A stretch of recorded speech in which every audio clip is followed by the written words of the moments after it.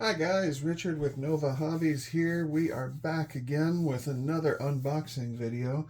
This one is another Horner Shipyards. I think everybody probably has a good idea of what this one's going to be since we just finished the unboxing of the Enterprise G Titan.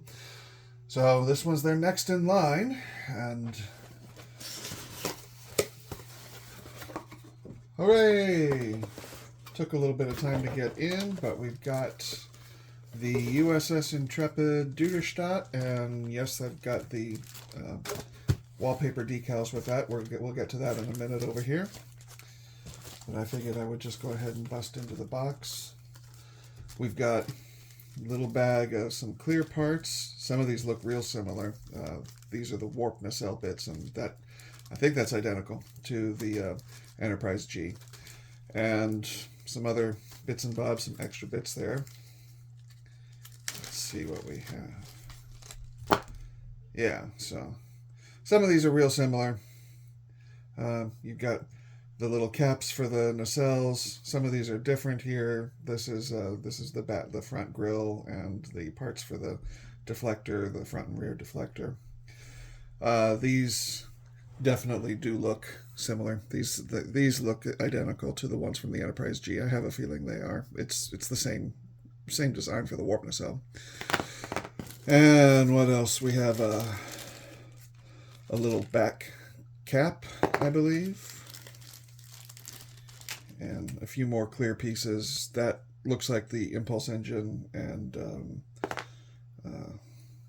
I think that's for the planetary sensor. Let's see, what do we have though? Let's get into this a little farther. Well, I like the fact that the nacelles are done in, I know that this is a different resin. This is a stronger resin. There's the bottom deflector pod and the lower secondary hull. Oh, those just fit straight in like that. And I think that this, I'm going to guess that goes right up there like so, but we'll see in a minute. Detail on this is about the same as what the Enterprise G was. Let me see if I can get in on some of that here. A lot of raised detail, scribed lines. The support nubs for this, you can feel them as you run your finger along there, but they're barely visible, so it won't take much to clean that up. He uses lots and lots of little tiny support nubs, which is a really nice way of doing it, I think. Let's see what else we have in here. Gotta be another warp. There it is. Another pylon. These are thin. These are really thin. And I know you know from my first video that I took the 3D file for the warp pylons on the Enterprise G and I turned them into FDM parts and printed it on my FDM printer. I'm not going to do that with this one because there's a ton of detail on here, and it's really, really fine detail, and FDM would just blow that right out. Now, I mean, I know that there's going to be wallpaper decals that go over it, but those wallpaper decals, I mean, essentially it's a decal with a picture, and that's fine and dandy, but it always looks best if it has some detail to snuggle down onto to really make it look like it belongs there. So I'm going to keep these, and I'm going to go ahead and use, if you look at the instructions for the model, he talks about using brass rod in order to get in here with this, and that's exactly what I'm going to do. I'm going to use probably this one here. This is 16th inch brass tubing. Makes it really, really easy to bend, and I'll just probably put a piece in along this side here and a piece in along this side here to keep that stable, and glue that in with epoxy or a thick setting CA glue. So let's see. All right. I think what everybody's looking for is here's the main hull for the Duderstadt. And again, first of all, that's really, look how that is a sharp, sharp edge. So when you're gluing this together, I think you're going to need to get, I've already picked these up, a lot of, these clamps are great. You've also got this style. I know a lot of modelers use this style here. And these are excellent because they're stronger, they're bigger and they're stronger. But these nylon pads are slippery.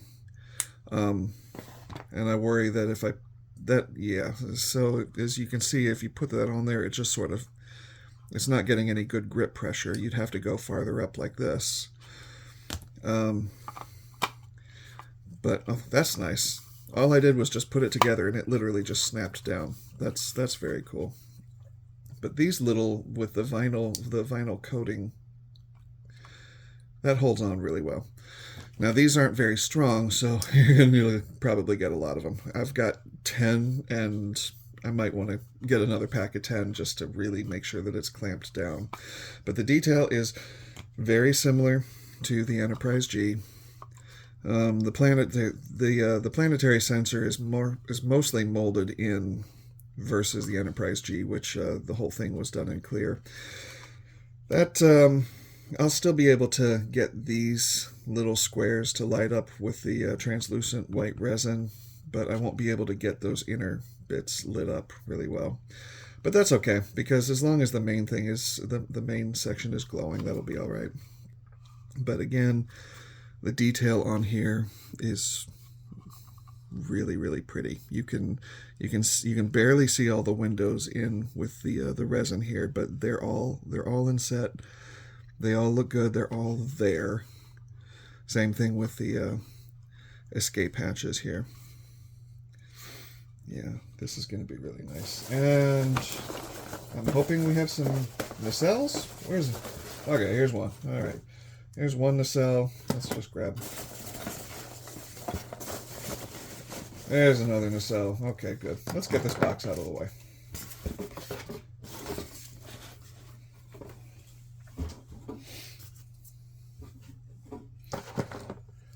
All right, nacelles are, yeah, they're basically identical to the ones from the Enterprise G. The mounting point is much bigger. Obviously it's a much more robust mounting point here. Let's see if we can sort out which one would go where. Yeah, here we go.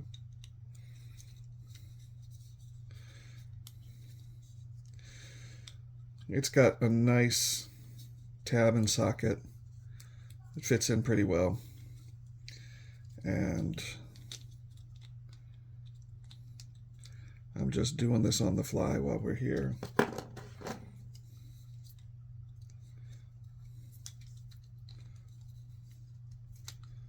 Okay, yeah, that's how it fits in.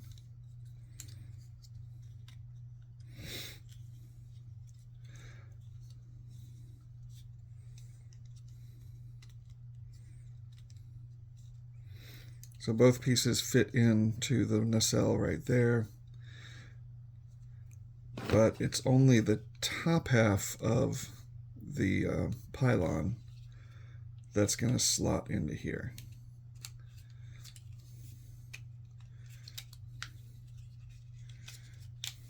Are we doing the bottom half?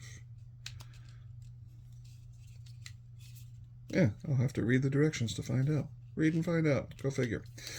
Okay. This fits in nice and snug. There's no snap feature or anything like that. You're going to need to use some good cement on this to fit these two pieces together. I'd either do a thick CA, or I like to use 5-minute epoxy with a lot of models, so I'm most likely going to use 5-minute epoxy for that. And that fits perfectly like that. There you go. Not bad for a Duderstadt. Named after Doug Drexler's lovely, lovely wife. May she rest in peace.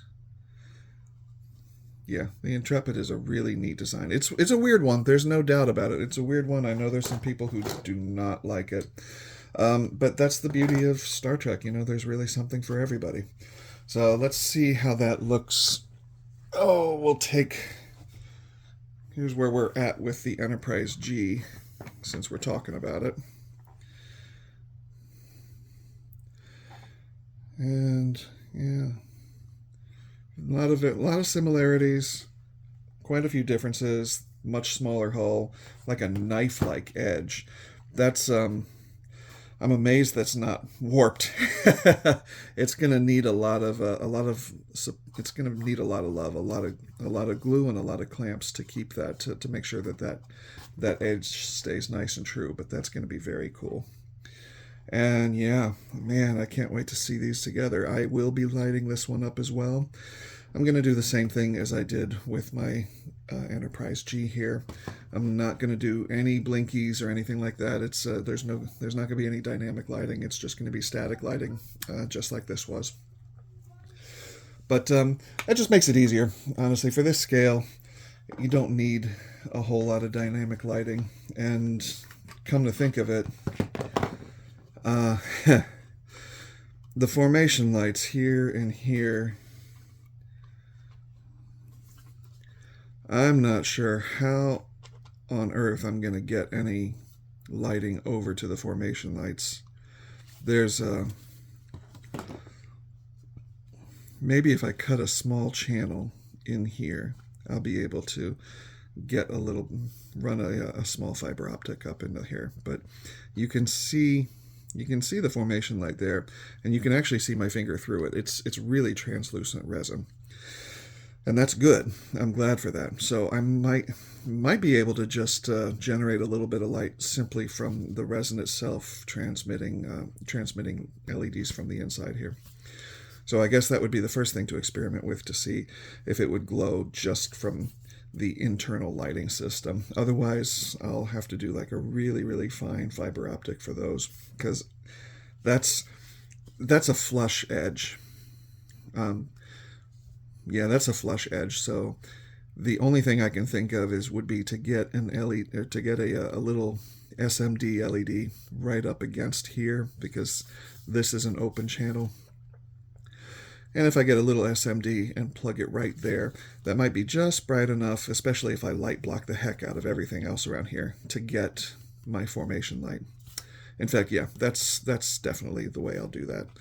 So tiny little SMD LED plugged in right here, light block the sin out of everything around it just for the formation light.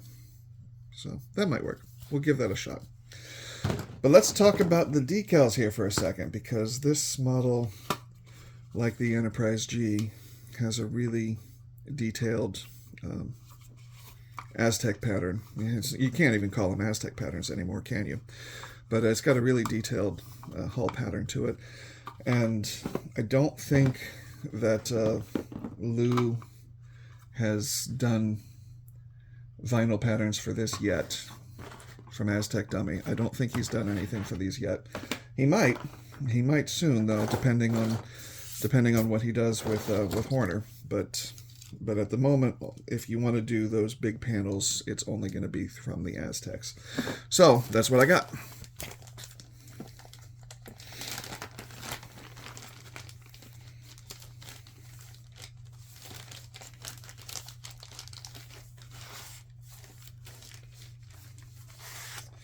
Well, the first sheet is the standard sheet. This is what comes with the model itself. I don't see. Oh yeah. Okay. So he does have some white. He does have some white decals. You really can't see him on screen there, but he is printing in white. So there's a few things here, which I think means that these will probably be backed in white as well, and that's a good thing. So you can either do the Intrepid or the Trumbull. That's nice. I like the fact that we have an optional decal here. I'm going to be doing the Intrepid. And yeah, so the basic decal set is fairly straightforward. Phaser banks, lifeboat hatches, phaser warning strips. You should always put these little phaser warning strips on there on your model if you can help it. It just turns it from looking from an okay model to a great model. And yeah, okay, so that's pretty straightforward. Now for the wallpapers, this is the separate purchase. Yeah. Okay, there's a lot. Yeah. And if you can, let me see if I can get in here a little bit closer. You can see that there is an actual honest to goodness Aztec pattern, but it's also broken up with just a lot of randomness. So I'm glad I got these. These actually look simpler to place, if I'm being honest with you. These look a lot simpler to place than the Enterprise G ones do, which I'm going to be starting this coming week. Not looking forward to it, a little scared, but you know, there's no time like the present to just jump in and do it. I didn't really realize that the Intrepid had so much duck egg blue to it. I guess I'll have to go back and rewatch the show. I wasn't paying that much attention to the color of the ship at the time. I was just more like, oh my god, cool ship. But yeah, there's a lot of blue to this. And this is for the warp nacelles.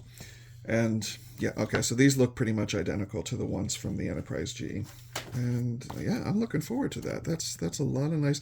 But this is what I'm talking about, you know, why I said I'm not going to try and print the supports in PLA, because you got all the detail on this, and that's fine and dandy, but I don't want that to look like a sticker, you know. And if I printed that onto a PLA part that had all of this detail blown out, that's exactly what it would look like. It would just wind up looking like a sticker. So the nice thing about doing this is having this decal over the raised and scribed detail, and then you just give it a nice coat of microsol and let those decals snuggle down over the raised detail, and it looks like it's a single thing, which is kind of the goal we're looking for. Yeah. Here is the decal for the side pieces here. You've got, this is scribed. You can see on the decal here that it's showing the scribed detail. This is scribed in really well. I don't know if I'm going to keep this or if I'm just going to use all of this around here and cut that out and paint that, which I'm kind of leaning towards that. We'll see what it looks like after it's in primer. That's really how that's gonna roll. At the even if I do decide to use this whole decal, I would be cutting this out so that this black scribed area is a separate part. So it would basically be one decal would be turned into the back section, the top section, this forward section, and then this. So basically turn it into 4 or 5 decals for each side here, just to make sure that, because the worst thing you want to do is lay down that whole decal, and because this is a really deep inset, you might get misalignment. You would definitely have a lot of bubbles that you'd have to fight over. It's not worth that. So cutting this into smaller pieces so that you could apply it onto individual smooth areas it makes your life a lot easier. That's my advice. You can do with that as you want, but I have a feeling that's going to be the way I do my own. So yeah, this is going to be a big project. I'm not going to lie. I'm definitely looking forward to it. It's going to be a beautiful model. But in terms of the Picard ships, my favorite was still the Stargazer. And I'm looking forward to his Stargazer, which I understand he's working on the Stargazer next. And I'm going to do the same thing. I'm going to light it up.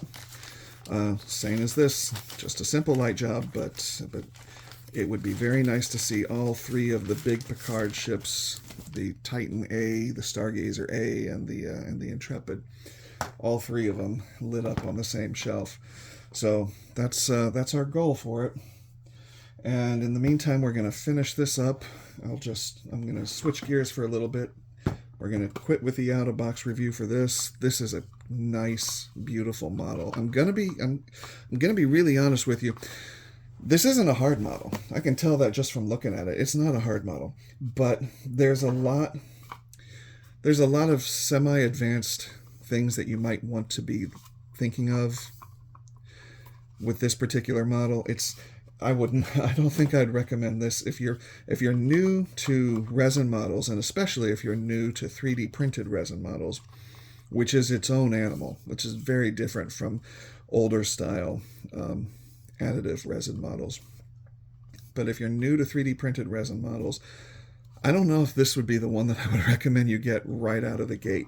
I'd get it because to keep in the stash, to make sure that you have it for when you're ready.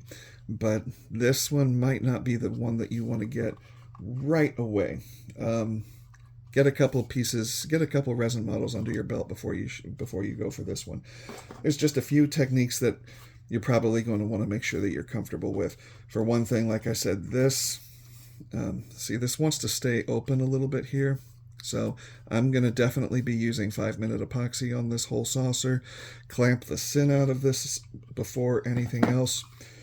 I'm actually probably going to get started on this weekend or this week. I don't see why not.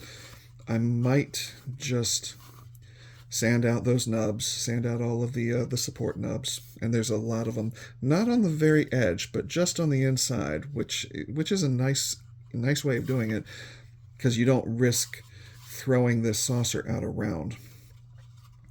But I think I'll probably start working on it this week, sand out all of those nubs, give it a good cleaning, and start running some simple LED lighting into here and getting these two pieces closed up, just so that I can, because I'm a little worried about how thin that edge is, and I know me, and I know that if I keep this in storage for more than a couple weeks, I'm going to find some way of cracking that.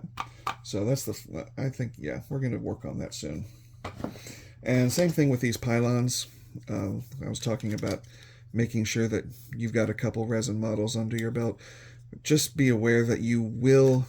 There's no question about that. Even with this resin, which is much more sturdy than this white resin, this was made specifically. This is a translucent resin that's made specifically so that you can light up your model, and that's great.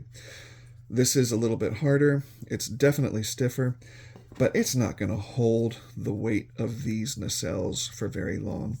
So you will have to get some brass tubing and run some brass tubing into here. Yeah, without a doubt. So this one I got is 16th inch, and I also picked up, this is actually an old one that I just pulled out. It's very similar. This is 1.5 millimeter. This is actually a tiny little bit smaller. And this is brass rod. This isn't brass tube. So I'm going to try with the brass tube because that'll be a little bit more structurally sound. Brass rod is great, but you can also bend it really, really easily. And that's the whole point, is that we don't want it to be bending super easily. And if I use the brass tube, I'll be able to run like a single wire through each of those tubes, which will make things a little bit easier for me in the long run. So yeah, I think that's it. This is a really, really nice model. This one here, this is I've been working on this for about, what, 2.5 weeks. This is where we're at right now. I've got the side pieces. I've got all of this glued in, and these two little warp governors are glued in here. I have not yet light blocked and put in the sensor, the front sensor array or deflector array. But I was able to leave these open just a tiny little bit, and then I filled them in with clear glass making material, because I've got a light right back here, and when this is all lit up, that will be able to be lit with that light red color, which it already reflects off of this really well. But yeah, I'm glad that I was able to. I was worried that I was going to have to close those up, but turns out that they're going to be glowing nicely, and we'll start in on the decals on this probably tomorrow, honestly. So looking forward to that. And in the meantime, we'll have this one waiting in the wings. And again, very, very cool new model by Horner Shipyards. And even like that, even just in a couple little pieces, it kind of looks, that whole wasp look that they were going after is definitely there. So this will be a real fun one. Looks like, I don't want to jinx it, but looks like it'll be a bit of an easier one to get together. I probably just jinxed the heck out of myself there. But we'll see. We'll find out. Now that I've worked out the kinks of how I do my warp nacelles using the Enterprise G as the guinea pig, these will probably go together real fast. And yeah, I'm just taking another look at these. Yeah, this is almost identical. It's almost exactly identical to the Enterprise G nacelles. The only thing that I can see difference off of the top of my head is the connection point for the pylon. But everything else, which makes sense, everything else is the exact same. So that'll be a nice, easy thing to build. So we'll get started on that probably this week with the primary hull, and I'll keep everybody posted on it. Otherwise, I hope you enjoyed this video, and I hope you all have a fantastic night.